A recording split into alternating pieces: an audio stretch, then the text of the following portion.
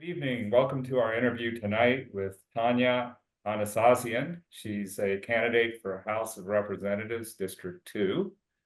Conducting our interviews tonight is Alexa Akbe and Nelson Harano. First, a brief introduction, and then we'll get to our interview. HULI PAC is a group of grassroots community advocates volunteering our time to HULI PAC. Many of us have witnessed during oral testimonies the problem of being the minority voice, observing seated representative voting against the āina and/or the majority of testifiers. The majority rule currently allows the continuation of colonial structures, corporate rule, and methods over Ike Hawaii for āina and its people to thrive. We must collectively understand the individual power we carry as Hawai'i Island residents by getting involved. Our first question will be from Alexia. Please go ahead. Good evening, everyone, and welcome, Tanya, to the HULI PAC interview process. My first question for you, given that your name might be a little bit newer for some folks, is can you just briefly introduce yourself and tell us about some of the organizations in your community that you've been affiliated with, and in what capacity did you serve that organization? Sure. My name is Tanya Yamanaka Aynessazian, and I've spent the last 20 years working for nonprofits in East Hawaii. I began actually in 2005, getting on the board of Bay Clinic. Found out that the ED was being let go. They weren't sure what was happening, but she was suspected of stealing. And I decided to stick around and stay on the board. And I ended up staying on the board for 10 years. I didn't get scared and run away. I could see that the organization had a really good capacity to serve. And I was a patient there at the time, as were my children and husband. So stuck with it. And that, got my feet wet in this nonprofit world. And I was super excited. I ended up working for the Arc of Hilo as the marketing director. I also spent a couple years at Volcano Arts Center as the CEO in arts and culture.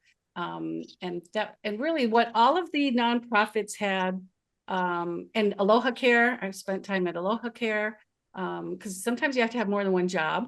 And that was another thing that I did, which was awesome. I got to experience healthcare from the payer's point of view, from a nonprofit payer that provides Medicaid and Medicare reimbursement. So I actually have a 360-degree view of our healthcare system in Hawaii, believe it or not. Not everybody can say that they understand it from a consumer, provider, and payer perspective, as well as a governance perspective.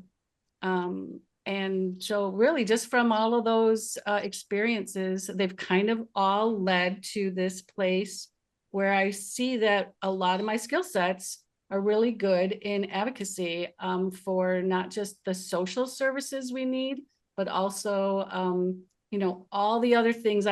Basically what I'll say is I look at what we teach our elementary school kids are the, 5 basic needs that people need to survive. And I don't understand why our policies aren't built upon water that sustains life and food that sustains life, and making sure that people can sleep because they have, clear mental health, and their bellies are full. And so anyway, I'm probably getting off a little topic, but that's really, I have this ability to see hypocrisies because I look at things from a microscopic view, but I really like to take a step back and look at things from a telescopic point of view. So. Thank you. Nelson? I'd like to start off asking about, Hawaii, this island. We've got almost 50,000 in cesspools that, the state wants converted to septic by the year 2050. And I know there was a credit that was cesspool credit by the state.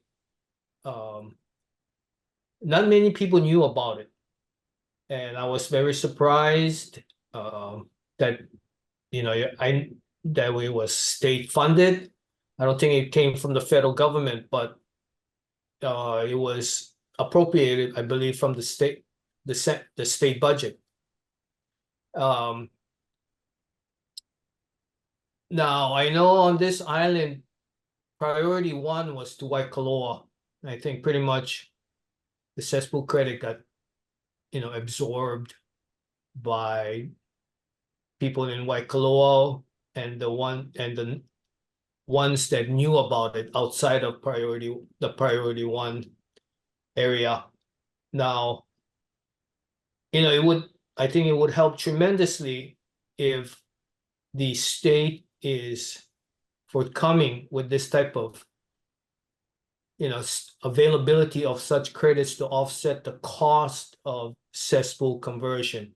Because I don't believe there will be a whole lot of voluntary compliance, not when you need to take out probably, I would say 25,000 out of your own pocket to go convert to septic. Now, what's your position on this once you get elected to the position? And, hope this island being like contains half of the, cesspools that need to be converted. I mean, what's your position on this, and how do you want the state to allocate budgetary monies to solving this issue? Well, let's start first with the Hilo Bay alone. About 5.6 million gallons of untreated effluent are released daily, and that equates to about 0.04% raw sewage. And I do know that the cheapest option to upgrade your cesspool is to convert, to switch over to a septic tank, which I'm not sure is really the best option, but it is the cheapest option. So I definitely think that we need to find a way to help people pay for this, because we want the best solution. We want the best technologies possible, because there's other technologies that are available, quite frankly. I was able to reach out to a couple people, because you don't have to be knowledgeable about everything that's out there, but this is a big issue. And we have a lot of people on this island who understand the different solutions that are out there. There's aerated treatment units. And activated sludge, for example, so that you can introduce that into a wastewater treatment system and stimulate the oxygen-loving microbes necessary for better treatment. So there's a lot of different technologies that we should be looking at. We should be prioritizing based on geographic region, and also like where they are in terms of how much of their untreated sewage is going downstream, and how close they are right to the water. And also to look at the smaller on-site wastewater treatment units, at a smaller community level, because that is available for on-site biological wastewater treatment. I also just want to bring up that if people were to look at the Japanese Edo period, which is about 1600 to 1868, that was a completely sustainable period in Japan's history. And so they actually found a way to sell human waste, treat it. It became so popular that it was an entire industry. And I know that sounds crazy to people, but sometimes you just have to look back at your own culture. For me, like look at your own culture and look at the solutions that might exist. And we kind of have to start thinking out of the box here about how we're going to approach this, because I'm not sure it's going to be one answer for everybody. Typically that's not the way that we want it. Centralized decision-making is, becoming harder and harder to put out there, and then enforce. So now in terms of financing, we definitely need to find a way to fund this. So I'm not sure of the answer for that, because I know that gets to be really contentious, but I am open to potential taxes on real estate purchasing, or because as a newer candidate, not someone who's run for the House, before I answer that question, I'd want to look at the legalities of anything like that. But I know there's ways to fund this. We can fund all kinds of stuff, you know what I mean? So this is something that's extremely important. The majority of these cesspools are on our island. I think over half of them. I think it's over 55,000 of them. So it's going to affect a lot of our people. And there might be federal and state grants. There might be federal monies. I'd have to look at that, EPA and others. Yeah, I Alexi, know, our next question. I know there's other counties around the US that have gone, you know, to the federal government, trying to get back, federal money to try and fund their, you know, their cesspool issue as well. And one in particular is New York State, so. Right, Anyway. I would hate for people to spend a lot of their own money on upgrading to a septic tank, and then in the next couple of decades, realizing that that might also be a lapsing technology instead of an upcoming technology, just so people are aware of that. Thank you, Alexia. Thank you, Tanya. I appreciate some of the innovative threads you weaved into that response.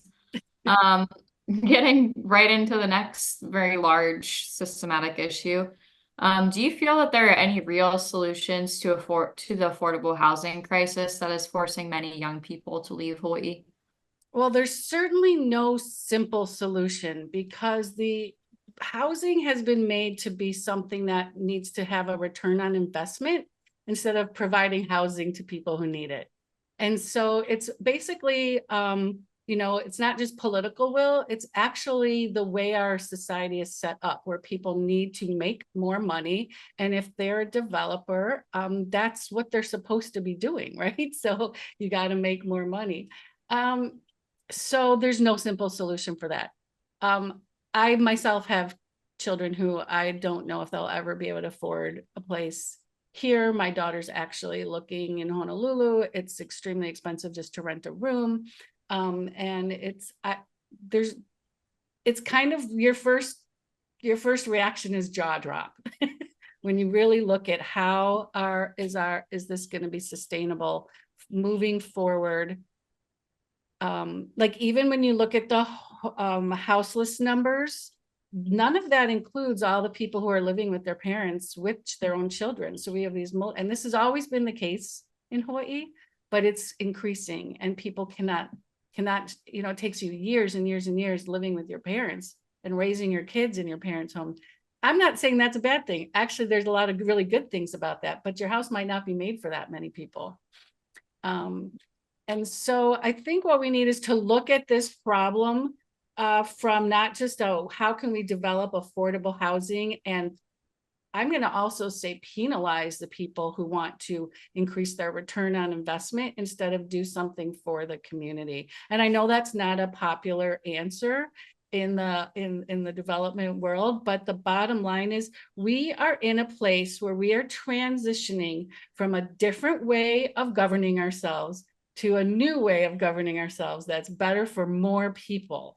And the challenges are going to be us talking about these hard solutions, hard conversations, and what kind of people do we want in the state at the leadership level to be talking about other options that we might have, because we need to sit around, we all need to be at the table.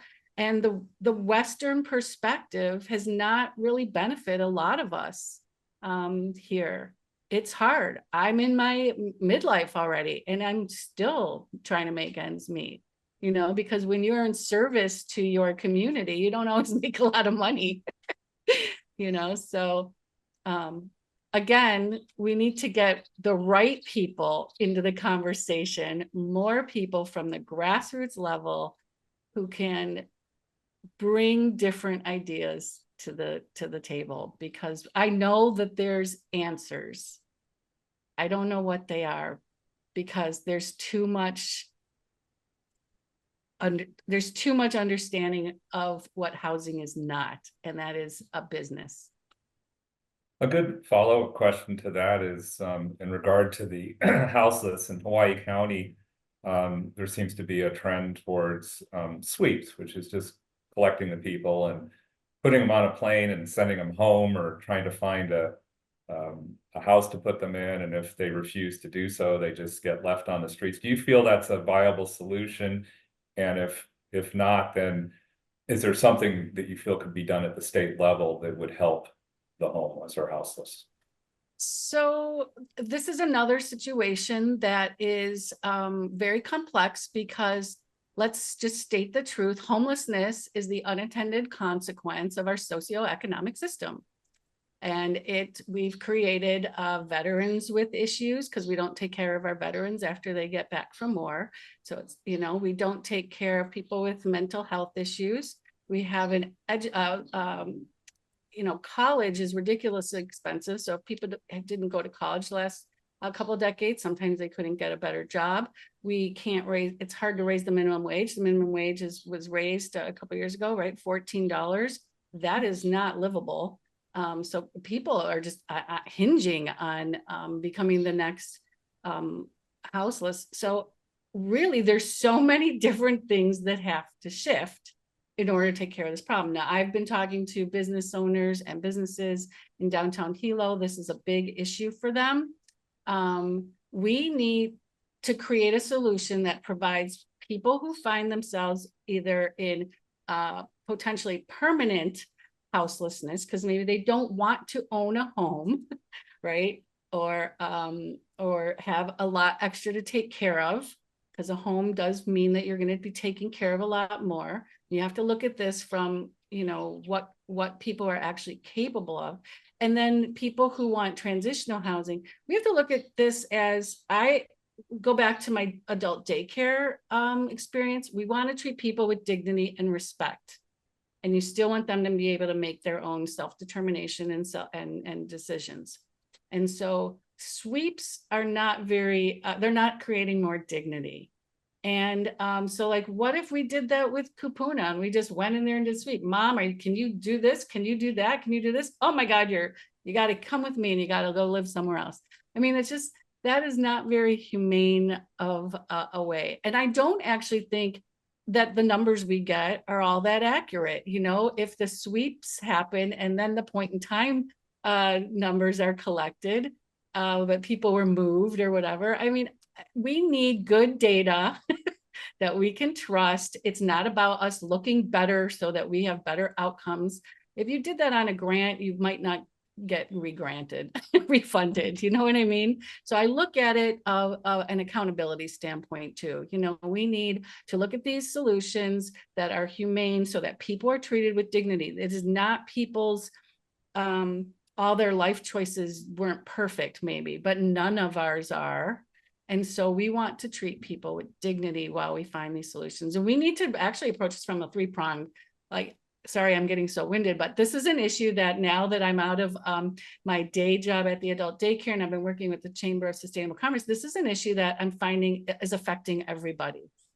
Absolutely everybody. Because it's one where your heart just breaks that this is happening to so many people and that there's no easy solutions. We need to create what I would call a homeless sanctuary.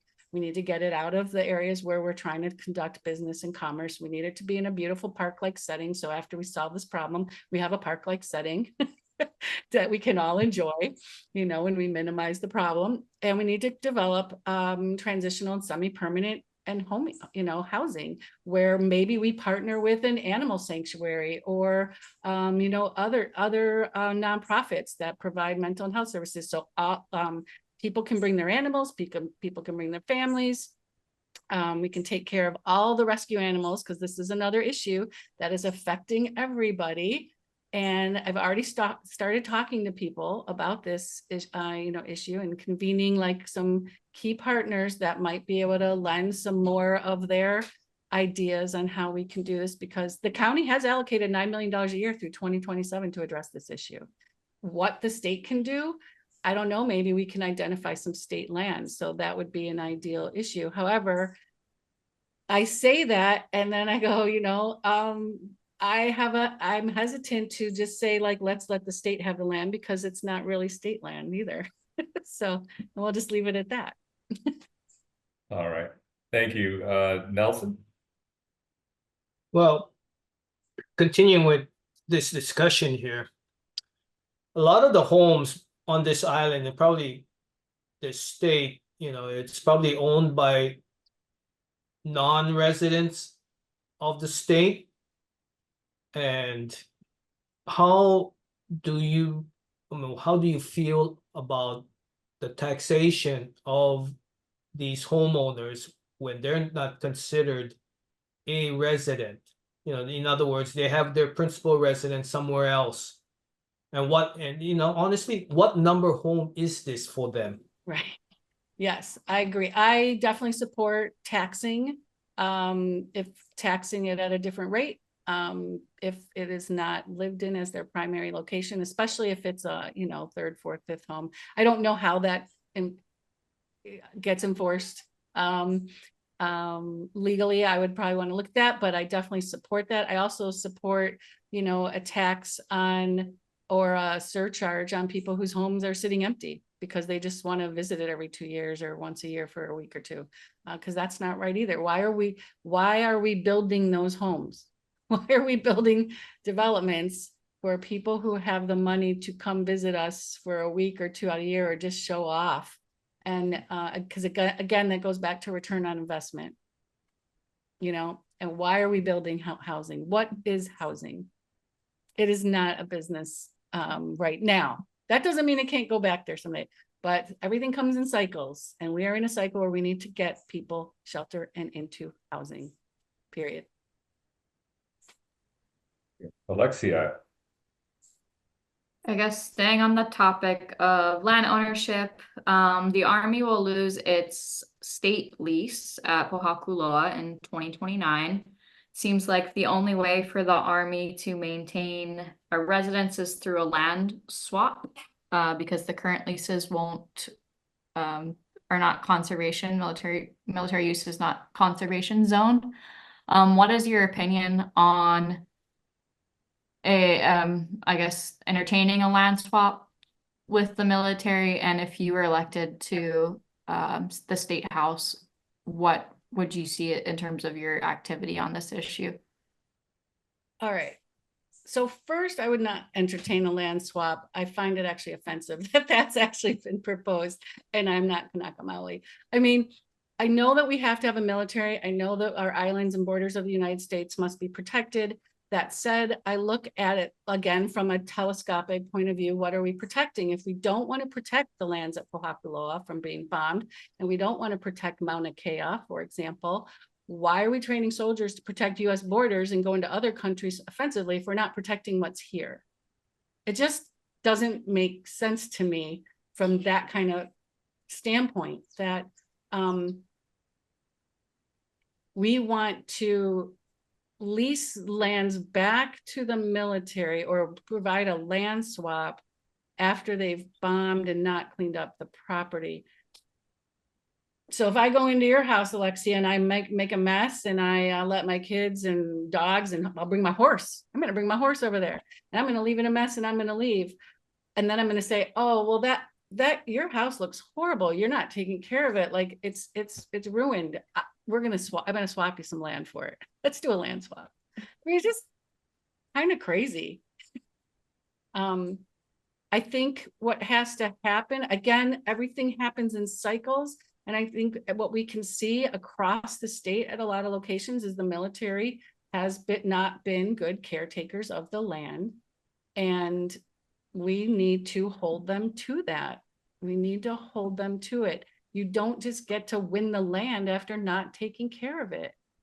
I don't understand what that teaches everybody else. It's a very teachable moment at a very, bird's eye telescopic point of view. What are we teaching our keiki if we're doing that? Thank you, Tanya. Nelson? Tanya, do you support term limits for state elected officials? So my short answer is going to be no, and I'll explain to you why. I used to definitely be on the other side of this, and I definitely was a proponent for term limits. However, I think what's better is to have public financing of elections, ranked choice voting. I think we should reform our primaries so that, because to be quite frank, there's not a lot of people running for office. There should be 3, 4, 5 people running for every office. You know what I mean? So that we literally get the cream of the crop. And the system is not set up for us to have that. So at this point, I think also having term limits might be more detrimental in the long run. I know that there's probably, from different people's perspectives, a lot of people you want out, but the bottom line is no one in office right now, the majority of them aren't going to vote themselves out by creating a bill that does that. We need to get good people in there first so that we can do anything like that, Nelson. That's my personal opinion. I do understand the intention behind the term limits, though, for sure. And what is that intention? I think that intention is to allow other people's voices to be heard. I don't think politicians on repeat is a good thing. I don't think politics should be a career. I think it should be it looked at as service. And, you know, the best leaders want to create other leaders. The best leaders want other strong people around them. So it should be our job to have some sort of succession plan and have other people that want to embrace this level of civic duty. I think the key is, you mentioned, is getting other people involved, particularly young people, getting them engaged and helping them with the financing. I think that's the only real solution. And changing the way that we are discussing the issues. If you look at things nationally, who in their right mind would want to be involved in that?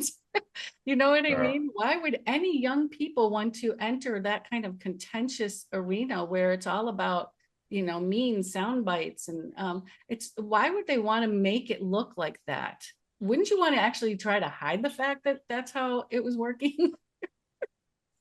I don't know. Again, it just seems like a really strange situation to me that they're like, it's almost like media is bragging about how horrible all these people are. And they're probably not that horrible with their families and friends, right? Mm-hmm. So why do they want to come off that way? Why would young people want to be involved? Why is voter engagement decreasing? Because it looks horrible to be a part of. Maybe that's what needs to be changed. Alexia? Yeah, do you support the legalization of recreational cannabis use? I do, you know, I definitely do. I definitely also want to know that it's you know, done properly in terms of the tax code and things. I don't think that my short answer is yes, of course I do. I'm gonna leave it Hey, at that. Nelson? Let's stay on that subject. You know, this bill has gone through it twice this second year. It seems like it's gaining traction, but that it still gets shut down at the Senate level, which I'm kind of surprised at. But you know, you talk about this revenue shortage or how to generate revenue. Yeah, he says this not a form of, you know, I mean, a good, potentially a good source of revenue. It's definitely a potential source of good revenue. I mean, it's clear. I mean, there's a proven track record in other states. So, you know, I think it's more of a matter of mitigating the problems that it might bring from, you know, that people are worried about, you know, in terms of children having access. But I mean, that to me is so manini compared to the vaping. So, you know, the vaping is, we're talking about smoking candies, flavored cigarettes. Again, it's just another thing that doesn't make a lot of sense. You know, cannabis is a natural crop. So part of me thinks it shouldn't be taxed at a really high level so that it's not super expensive, especially for the people who need it medicinally, right? So it is about it's one of those ones where it is important on how it's written, but I definitely support it. And it's definitely a moneymaker. Yeah, and there are 26 states that have successfully implemented legalization programs, and we should have been one of the first. We should have figured this out a long time ago, because it grows here year round. Absolutely. Alexia. Hawaii's top emitting sector is the transportation sector. There's actually a youth coalition suing the Hawaii State Department of Transportation right now for their greenhouse gas emissions and lack of action. What plans do you see as viable for reducing greenhouse gases emissions from this sector? We need better public transportation, period. Specifically on our island, we do. You can't get around without a car. And everyone wants to drive a big honking truck, of course. You know, again, this is a cycle that we might move out of at some point. But we need to have some incentives to share ride. We need to have, you know, I know like Uber has share ride. I don't know why we can't create that kind of system that is, you know, at the county level or state level that's funded.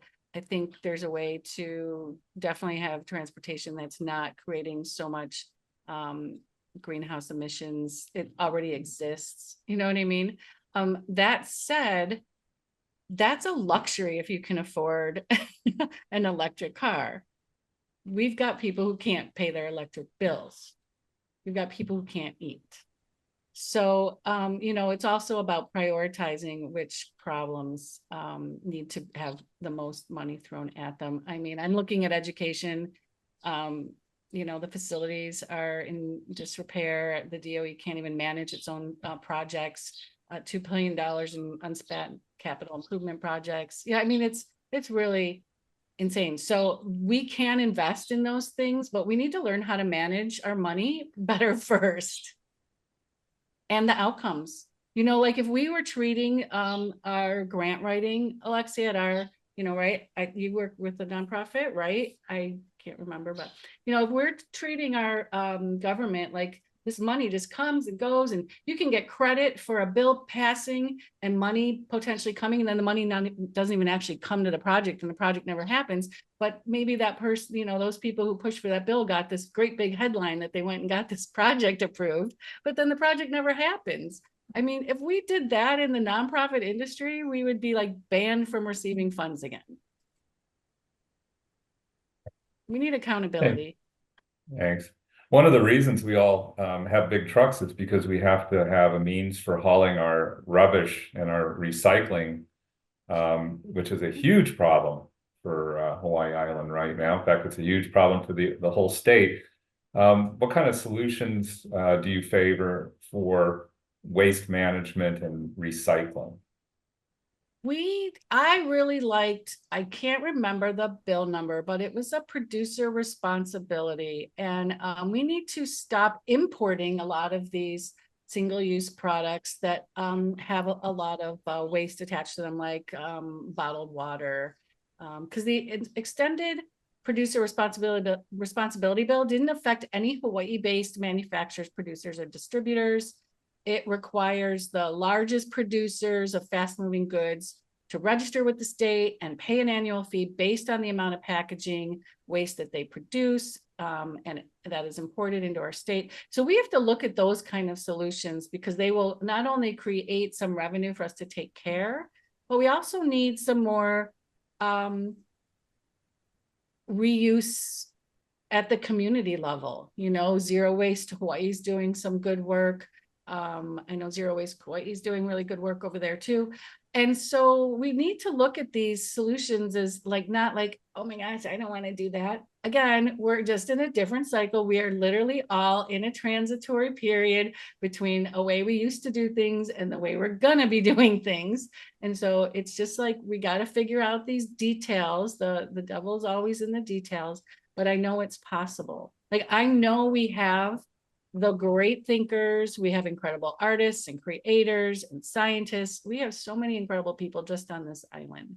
And so the solutions are here. It's just a matter of them being heard, because this Western perspective of how things are done is like not, it's just the status quo is fighting this change. And yet I'm kind of an older guard at this end, like all the people younger than me that I'm talking to are already bought into all of these ideas.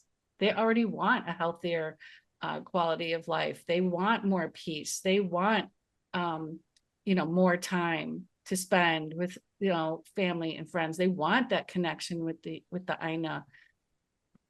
We got to start honoring it. Thank you. Nelson? Tanya, right now in the Hawaii County, we, are in line with Oahu, Kauai County in terms of the general excise tax with that 0.5% For the rail. county surcharge tax. And it's really for help paying for the rail, which almost all of us will never get to realize the benefit of. Even if we were to go to Honolulu, we'd probably be renting a car more than, I'm going to catch the rail from the airport if it goes to that far, all the way to Ala Moana or something like that. What are your thoughts on that 0.5% surcharge? And I'm pretty sure I What? testified against that 0.5%. I feel like if we are going to have a local surcharge like that, it should be 100% for our island. correct, I agree with that. Thank you. Alexia? We didn't approve the project. So why are we No. paying? Awesome. Changing it up a little bit. Which agricultural projects are you most proud of in your district? I'm gonna say I love the Kokua Harvest Project, which rescues food from the trees and the wasted. Literally, they go around and they harvest the food in the community that would be wasted right there at the source.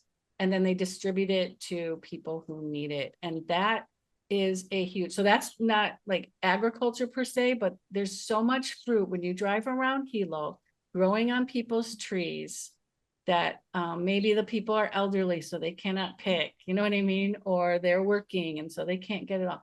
That is like an immediate benefit to the community.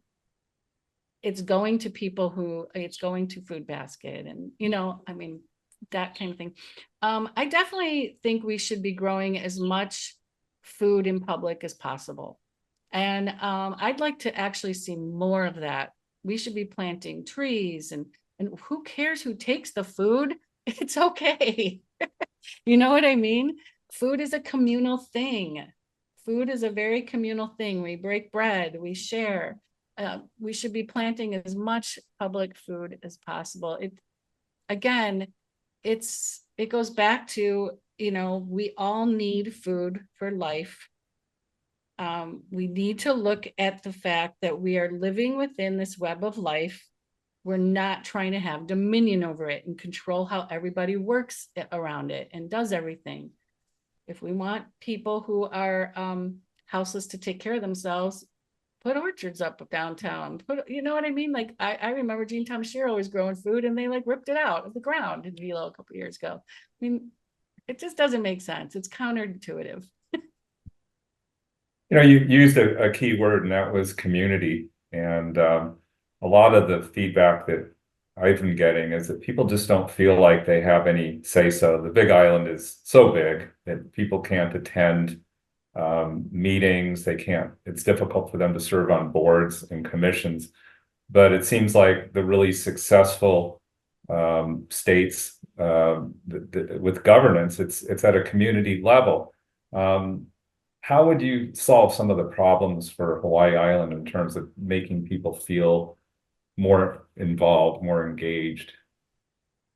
So let's start with our representation in Congress and the state. We don't see these guys coming at the community level and just seeing what we do and the conversations that we're having. I think there just needs to be more communication that way, because a lot of times we don't find out about good ideas like, even like the cesspool credit, right?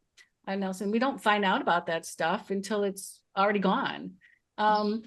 There's a lot of projects like that happen. I think we need to have more, the decision making should be coming more from the people. I know one of the things I'll be looking at, and I've already talked to some web hosts, owners of businesses that serve Hawai'i Island. How do we get surveys out there to the masses so that we can garner what people are feeling about certain bills and certain priorities? We have great technology today. We're not using it for the greater of our collective and our collective mindset. And that's really kind of odd. It seems so simple, but what we've used our technology to do is to individualize and pull us apart. And I think probably they're afraid because if we figure out how to do that, the people are the power rests with the people. It's written in the state constitution. It's the foundation for all constitutions, really, in the United States, right? And the state constitution. We have the power. We have the power. The people have the power. So why is it not flowing up? And why is it only being like pushed down when they want it to be? I don't understand that either. It doesn't make sense because it really puts like so much more responsibility and stress on a leader who feels like they have to control everything. Whereas if you're really trying to harness the real power of it, all of us, is our presence, is our heart, is our intention, is our spirit, and our ideas and our thoughts. And once we learn how to do that, guys, direct democracy is going to, representative democracy will begin to shift too. So. Okay, thank you. One last question from each of you. Nelson? Yeah, what you just was talking about, I think a lot of people, they just don't feel empowered. They really, they don't think that their voice matters. Nothing gets done.